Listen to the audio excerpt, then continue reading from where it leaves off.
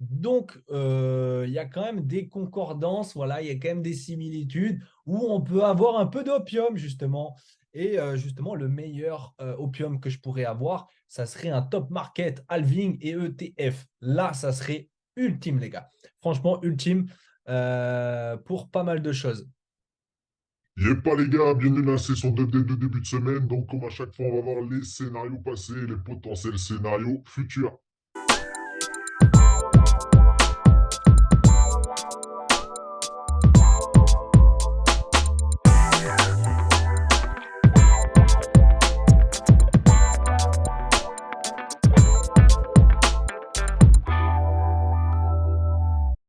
Alors, qu'est-ce qu'on va voir? On va voir déjà le BTC. Le BTC, je peux potentiellement trouver quelque chose, mais bon, j'ai pas forcément trop de feeling, comme je vous ai dit, en court terme. Du coup, un maximum, on va dire 8 heures. Sinon, daily, weekly, monthly, je suis clairement aussi, on va voir ça tout à l'heure. On va aller voir le gold un petit peu. Le S&P, je vous avais déjà mentionné mon scénario. Je suis toujours en long dessus depuis la semaine dernière, enfin depuis, on va dire, 3 4 semaines. On va voir le THBTC. On va voir la Bitcoin dominance. Il y a un bon gros point pivot potentiel là dans les semaines, mois à venir. Ça peut être très intéressant par la suite ce qui va suivre. On va aller voir un altcoin spécifique puisque sur la vidéo précédente, il y a quelqu'un qui m'a dit qu'il voulait que j'analyse RNDR. Donc, on va aller voir tout ça. Et puis, par la suite, n'hésitez pas à me dire en commentaire ce que vous en dites de la vidéo. N'hésitez pas à mettre un like, partager la vidéo, donner du bon référencement à ma chaîne YouTube, ça peut être très cool et de la force surtout. Allez, donc actuellement sur le BTC, je vous avais mentionné que déjà en Free Weekly, j'étais maxi bullish parce qu'on avait clôturé justement au-dessus de cette résistance ici, sur cette bougie. On a clôturé un autre, donc ça fait 6 mois qu'on clôture au-dessus de cette résistance qui devient support maintenant. Donc c'est plutôt enthousiasmant. Maintenant en weekly, je vous avais mentionné que nous sommes sur un biseau haussier comme ça. Et je vous avais mentionné qu'ici, il y avait de fortes probabilités pour qu'on vienne casser cette résistance qui deviendra support, qui est actuellement un support, du coup, une trendline de support. Donc maintenant, on a deux scénarios. Soit un scénario juste de pullback, voilà, ça vient ici, pullback, on verra dans une unité de temps ce que potentiellement aller dans ces niveaux-là. Si on clôture en dessous, justement, ça peut engendrer une tendance baissière par la suite. Il faudra voir aussi en Free Weekly si on ne clôture pas en dessous de ce niveau pour nous faire un fake out aussi en Free Weekly. Du coup, à voir en weekly, Free Weekly, c'est mes deux seules grosses confirmations potentielles dans les semaines, mois à venir. Parce qu'en fait, les courts termes, du coup, va entraîner potentiellement une chute. On va voir par la suite. Déjà, on peut aller voir en daily. Nous avons justement un range ici qui entraîne justement un potentiel range par la suite où on en est ici, là, paf.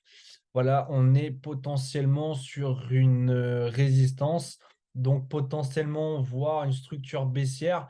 Voilà, et pour potentiellement aller chercher ce niveau-là que j'attendais, voilà, cette grosse poche à liquidité, enfin qu'on attend tous, parce que je pense qu'il y a pas mal de monde qui attendent que ces longues soient revisitées, parce qu'on a quand même pas mal de liquidités là, à aller revisiter, à aller choper, on a quand même tout ça. Donc, vu le range qui a été passé ici, je pourrais potentiellement voir un petit scénario, du coup, une petite structure baissière potentielle que je pourrais prendre ici, un petit point d'entrée à ce niveau-là. Enfin voilà, s'il y a une structure baissière qui se dessine, du coup, avec des confirmations, où je pourrais prendre une petite vente. Pour le moment, je touche à rien, voilà, tout simplement. Mais pour le scénario baissier court terme, je pourrais venir ici, à ce niveau-là. Qu'est-ce que nous dit le VRVP? Ok, très bien, mais spécialement pour cette zone-là. Ok, ok. On a un POC à ce niveau ici, là. Ici, pile à ce niveau-là. Et on a un lot. On a un lot peut-être pour rééquilibrer le volume. Pas venir ici, du coup, venir chercher toutes ces poches à liquidité, venir chercher toutes ces liquidités ici pour revenir ici, aller rééquilibrer le prix, puis revenir, hop, et venir péter potentiellement, nous faire soit un range ou soit clairement, bah, du coup, tout dépend comment on va clôturer en weekly, tout simplement, parce qu'on va chercher potentiellement, du coup, une potentielle tendance baissière, paf, aller venir choper ces liquidités de longue, du coup, aller faire un long squeeze pour potentiellement soit ben, venir directement faire un V-bottom comme ça, choper buy the dip, et puis avoir du coup la clôture weekly. Parce que si on clôture en weekly en dessous de cette zone ici-là, comme je vous ai expliqué, on pourrait potentiellement voir non pas un V-bottom, mais plutôt, on va dire, un M top, comme ça, paf, venir péter et aller plus bas.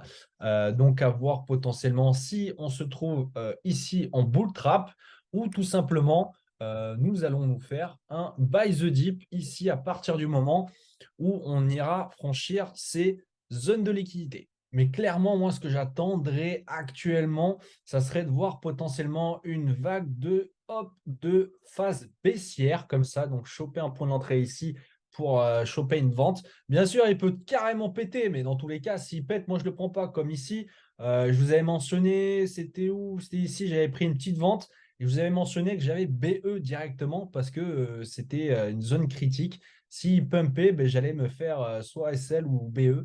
Donc, je me suis fait BE, il n'y a pas de souci. Mais là, encore une fois, je prends que de les ventes. Là, je ne prendrai pas d'achat, rien du tout. Même s'il corrige là, je ne prendrai même pas d'achat. Soit pour un achat, j'attendrai qu'ils viennent choper ces zones à liquidité, soit je ne prendrai pas d'achat, mais je prendrai cette vente ici si les configurations me le permettent. Pour ce qui est du gold, le gold, je vous avais mentionné qu'ici, ben, je voyais quand même un beau gros pump. Qu'est-ce qu'il a fait? Et je vous avais mentionné que potentiellement, je pourrais voir ben, du coup un fake out qu'on a pu voir ici. Donc, c'est ce que je vous avais dit la semaine dernière. C'est ce qui s'est passé. J'attendais ce fake out pour prendre, on va dire, un point d'entrée à vendeuse, sauf que ben, au final, ça a été beaucoup trop vif. On va dire, regardez ça, c'est un pump and dump là, c'était beaucoup trop vif. Aucune confirmation pour ma part pour prendre une vente. J'attends potentiellement là un petit retracement pour potentiellement prendre une session de vendeuse, mais pour l'instant, je n'ai pas forcément trop de feeling. Là, cette configuration, ça ne me tente pas des masses. Je ne suis pas fanat de ça, donc je ne sais même pas si je vais prendre une vente si jamais il corrige là. On a une zone de supply ici à ce niveau-là. À voir potentiellement, je verrai les configurations vraiment en low time frame parce que là, ça me dit absolument rien. On va partir sur la Bitcoin dominance. La Bitcoin dominance, les gars, est potentiellement sur une zone pivot qui peut être très intéressante. Je vais vous montrer la configuration, enfin la comparaison avec le BTC. Vous allez vite comprendre. Regardez, hop, comparaison ici, comparaison par là. On va la rajouter par ici, à gauche, pour que ce soit plus clair. Voilà, tout simplement, on va le mettre en logarithmique pour que ça soit plus clair aussi. Logarithmique, paf, on va élargir un peu, paf, on va décentrer ça, paf, tout simplement, les gars, voilà. Ici, comme on peut voir, on a eu quand même cette zone a donné, on va dire, le premier point. Ici, c'est le deuxième point de confirmation.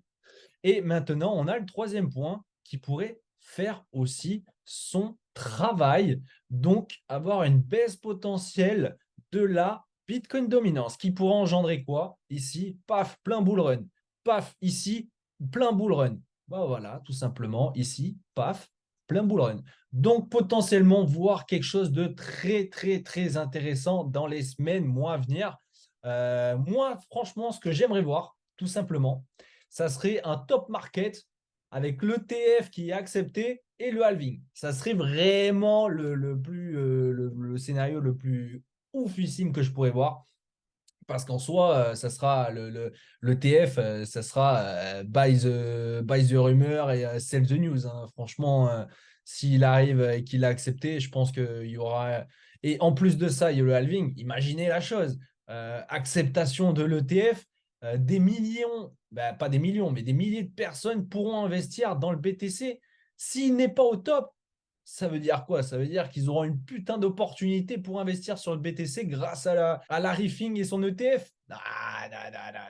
Je verrais bien un top market Donc, ça pourrait être vraiment trop simple pour les petits épargnants de pouvoir investir. Là, que ça soit maintenant, ça serait beaucoup trop beau, ça serait beaucoup trop beau. Donc, franchement, je verrais vraiment un top market. Ça pourrait être très intéressant.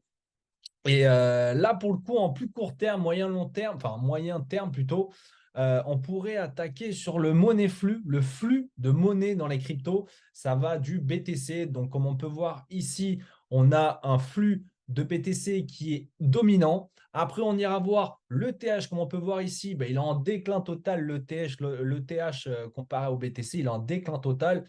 Du coup, ce qu'on pourrait voir, vu que potentiellement la Bitcoin dominance est sur un point pivot, là, comme je vous ai illustré, comme je vous ai expliqué, on pourrait potentiellement voir déjà un beau scénario de pump, mais aussi, surtout, sur le TH. Sur le TH, il pourrait se propulser, vu que le monnaie flux, ben, en fait, ça fait BTC, ETH, moyenne capitalisation et low capitalisation. Et après, du coup, il faudra voir pour justement se faire un petit coup d'opium avec les low cap. Ça pourrait être très intéressant. En parlant de ça, on a justement la Total 2 qui est en plein range et qui est bientôt en train de clôturer au-dessus de sa, ben, en fait, de sa résistance qui deviendra support. Donc ça, justement, c'est la capitalisation exclut le BTC. Donc, il y a quand même des concordances, voilà, il y a quand même des similitudes où on peut avoir un peu d'opium, justement. Et justement, le meilleur opium que je pourrais avoir, ça serait un top market halving et ETF. Là, ça serait ultime, les gars. Franchement, ultime pour pas mal de choses. Donc maintenant, on va voir RNDR, vu qu'il y a quelqu'un qui voulait que je l'analyse. N'hésite pas à me dire en commentaire si tu veux que j'analyse la prochaine fois un coin en particulier ou un token en particulier pour le prochain update. N'hésite pas à me dire en commentaire le token que tu aimerais que j'analyse la prochaine fois. Maintenant, sur le RNDR, du coup, ben, comme je vous en avais parlé, j'en avais parlé à ce moment-là. Et du coup, tout le long, ben, du coup, ici, j'ai commencé à acheter. Ici, j'ai commencé à lisser. Donc, mon prix moyen se trouve aux alentours de 1,4. Donc, pour le moment, je suis quand même plutôt pas mal. Je ne sais pas, toi qui m'as demandé de l'analyser, où est ton prix moyen. Mais pour le coup, ça fait un petit 200% à peu près dans les autres 200% depuis que je vous en ai parlé. Donc, c'est plutôt intéressant. Maintenant, ce que j'en pense tout simplement, c'est que ben, pour le coup, là, bah là, tout simplement, je le vois à l'ATH, hein. Je le vois à un ATH parce qu'en soi, là, il y a des petits niveaux, il a été affranchi. Le seul petit niveau potentiel, ce serait ici. Tac, on va voir ici. Ouais, c'est ça, hein, c'est ça. Donc, le prochain niveau, c'est à 5 dollars. Donc, pas avant. Comme je vous avais mentionné ici, on peut voir aussi une cup and hands. Donc, tout simplement la cup et la hanse ici, avec sa neckline ici. Donc, potentiellement, se faire une petite chute axe. Potentiellement, on ne sait pas. Pareil, pareil, il ne va pas le faire. Et puis, pour repartir vers la hausse. Donc, avec ces niveaux de 5 dollars, le prochain palier est 5 dollars. Après, le prochain palier, les gars, s'il a franchi les 5 dollars, là, ben là, c'est l'ATH. Donc, l'ATH au 7 dollars. Ce qui fera combien de pourcents depuis que je vous en ai parlé? J'ai parlé là, tac. Ce qui fera un petit 400%. En 400%, c'est son minimum possible, hein, parce que vu le gros projet que c'est, voilà, ça résout quand même pas mal de problèmes que mettra en avant l'IA, on va dire. Voilà, c'est du partage de stockage. Donc, c'est quand même nécessaire en sachant que l'IA va prendre un coup de folie avec Nvidia là, qui pète tous les scores là, et puis tous les entrepreneurs qui se mettent à se faire de l'IA. Je pense que ouais, les cartes graphiques elles vont bien chauffer et le partage de data, le stockage de data pour le partager, ça peut être très sympa ça. Donc RNDR, je suis un grand fan là-dessus. J'ai des billes dessus. N'hésite pas à me dire en commentaire encore une fois là, pour la prochaine update quel token t'aimerais que j'analyse. Bon voilà, repartons vite fait sur le BTC. Franchement, pour être baissier, là, faut vraiment qu'on vienne clôturer ici en dessous, là. En dessous, là, il faut vraiment qu'on vienne clôturer en dessous. Ouais. Il faut vraiment qu'on vienne clôturer en dessous, qu'on fasse, je sais pas, un bis-bis là. Tac, tac. Qu'on vienne et à ce moment-là, je prendrai potentiellement une vente ici. Mais pas avant, pas avant. Faut que j'attende quand même pas mal de confirmations parce que voilà, s'il est en mode parabole, il est en mode parabole et on peut pas y changer, on peut rien y changer. Donc voilà, je veux quand même une clôture en dessous de ça pour potentiellement devenir baissier, pour potentiellement revenir à ces nœuds-là pour choper en fait toutes ces liquidités comme j'en ai parlé.